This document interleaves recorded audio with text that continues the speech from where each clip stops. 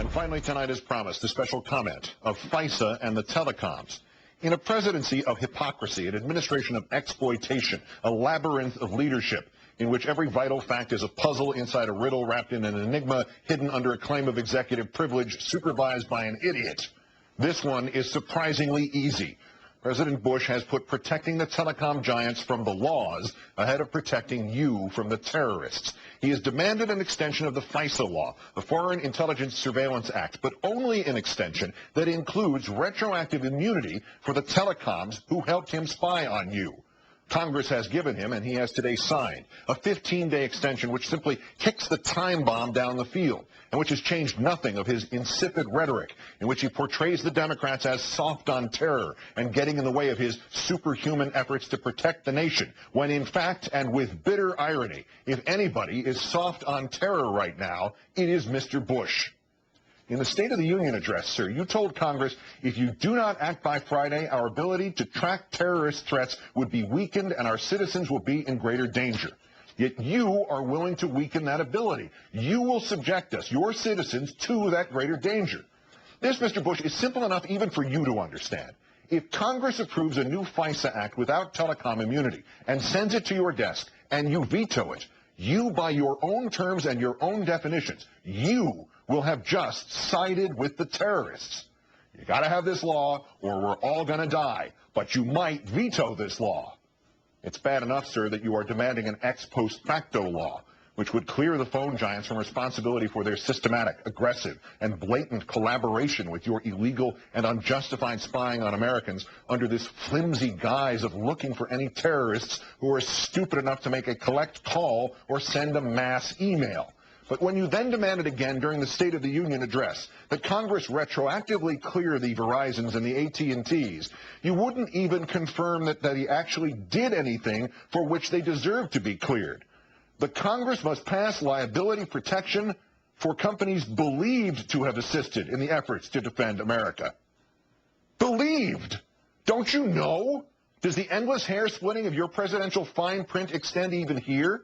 If you, sir, are asking Congress and us to join you in this shameless, breathless, literal, textbook example of fascism, the merged efforts of government and corporations who answer to no government, you still don't have the guts to even say the telecom companies did assist you in your efforts? Will you and the equivocators who surround you like a cocoon never go on the record about anything, even the stuff you claim to believe in? Silly me. Of course Mr. Bush is going to say believed. Yes, it sounds dumber than if he had referred to himself as the alleged president, or had said today was reportedly Thursday, or had claimed mission accomplished in Iraq. But the moment he does say anything else, any doubt that the telecoms knowingly broke the law is out the window, and with it, any chance that even the Republicans, who are fighting this like they were trying to fend off terrorists using nothing but broken beer bottles and swear words, could not consent to retroactively immunize corporate criminals. Which is why the vice president probably shouldn't have phoned into the Rush Limbaugh propaganda festival yesterday. Sixth sentence out of Mr. Cheney's mouth.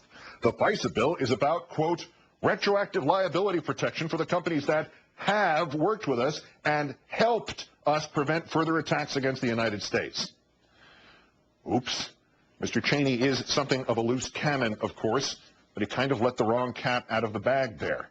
Because Mr. Bush and the corporations that he values more than people did not want anybody to verify what Mark Klein says.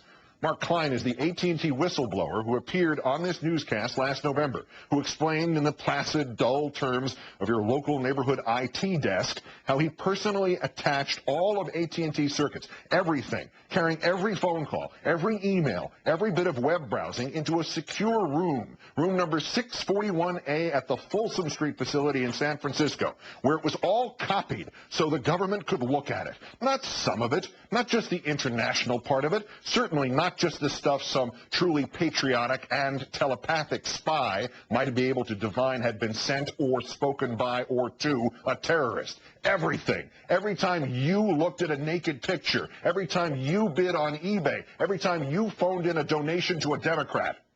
My thought was George Orwell's 1984, Mr. Klein told me, reflecting back, and here I am, forced to connect the Big Brother machine.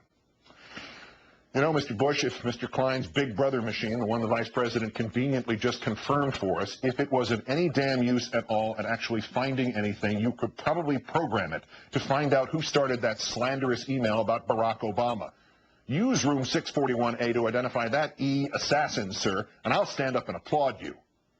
Yeah, I'm holding my breath on that one, too. But of course, sir, this isn't about finding that kind of needle in a haystack. This is not even about finding a haystack. This is about scooping up every piece of hay there ever was and laying the groundwork for the next little job, which you have to outsource to AT&T and Verizon and all the rest. It was your Director of National Intelligence, Mr. McConnell, letting this one out of that same bag. The need for Homeland Security to stave off cyber attacks against the government's computer networks. And how do they do that, sir? By constantly monitoring the Internet, the whole Internet. And who actually physically does that, Mr. Bush? Right, the same telecom giants for whom you want immunity quickly. So quickly you wouldn't believe it. Because this previous domestic spying and this upcoming policing of the Internet, they may be completely evil, indiscriminate, unlawful. So you have to dress it all up as something just the opposite. It isn't evil. It's, you said, to protect America. It isn't indiscriminate. You said it's the ability to monitor terrorist communications. It isn't unlawful. It's just the kind of perfectly legal thing for which you happen to need immunity. There's yet another level to this, and here we move from big brother to sleazy son. Mr. Bush's new Attorney General, Mr. Mukasey, the one who's already taken 4 different positions on waterboarding and who may yet tie that record on this subject of telecom immunity, he has a very personal stake in all this. There happens to be a partner in the law firm of Bracewell and Giuliani named Mark Mukasey. And Bracewell and Giuliani and the Attorney General's son, Mark, just happen to represent Verizon. You know, Verizon, telecom giant. And all of a sudden, this is no longer just a farce in which protecting the telecoms is dressed up as protecting us from terrorist conference calls. Now it begins to look like the bureaucrats of the Third Reich, trying to protect the Krupp family, industrial giants, by literally rewriting the laws of Germany for their benefit. And we know how that turned out. Alfred Krupp and 11 of his directors were convicted of war crimes at Nuremberg. Nevertheless, for those of us watching a president demanding this very specific law, the ones the Germans had was called the Lex Krupp.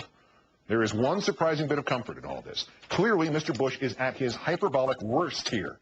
Consider how his former chief of staff, Andy Card, came on and scolded Chris Matthews and me after the State of the Union address. The president's address tonight was very important, Card said, because it really was a sobering call to reality for us. And the reality is we have an enemy who wants to hurt us. The primary job of the president is to protect us. He talked about protecting us. He talked about the needs to have the tools to protect us.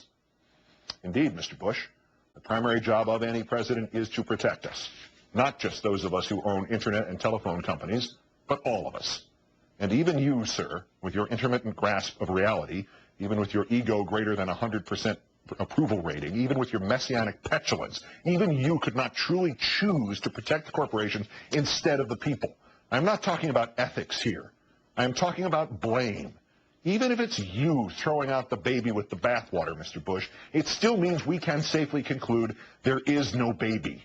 There is not a choice of protecting the telecoms from prosecution or protecting the people from terrorists, sir. There is a choice of protecting the telecoms from prosecution or pretending to protect the people from terrorists. Sorry, Mr. Bush, the eavesdropping provisions of FISA have obviously had no impact on counterterrorism, and there is no current or perceived terrorist threat, the thwarting of which could hinge on an email or a phone call that's going through room 641A at AT&T in San Francisco next week or next month. Because if there were, Mr. Bush, and you were to, by your own hand, veto an extension of this eavesdropping, and some terrorist attack were to follow, you would not merely be guilty of siding with the terrorists. You would not merely be guilty of prioritizing the telecoms over the people. You would not merely be guilty of stupidity. You would not merely be guilty of treason, sir, but you would be personally and eternally responsible. And if there is one thing we know about you, Mr. Bush, one thing that you have proved time and time again, under any and all circumstances, it is that you are never responsible. Good night and good luck.